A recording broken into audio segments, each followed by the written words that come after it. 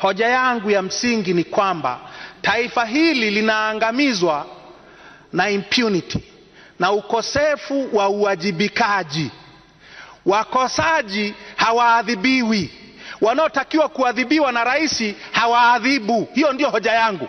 Hoja yangu sio kumkajeli rais. Hoja yangu ni kwamba majaji wamepokea rushwa, imeonekana kwenye kamati, imeletwa, imezungumzwa bungeni, tumesema washughulikiwe kikatiba, rais amekimbia.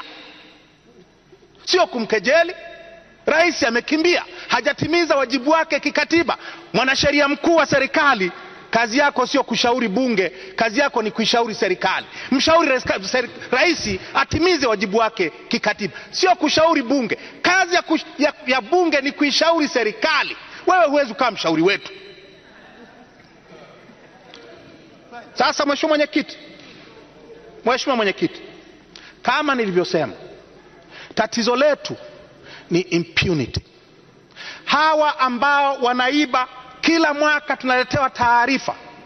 Naomba Mheshimiwa Mwenyekiti, bunge lako tukufu kama linaunga mkono uchafu huu halitachukua hatua, lakini kama linataka tupute an end kwa uchafu huu, kwa wizi huu, kwa ubadhirifu huu, mwaka huu tuanze na mawaziri wanaohusika na taarifa zilizoletwa hapa. Fedha zilizokuwa ring fenced za madini za REA zimeliwa. Halmashauri ni wizi mtupu. Mawaziri wa halmashauri hizi wanafanya nini?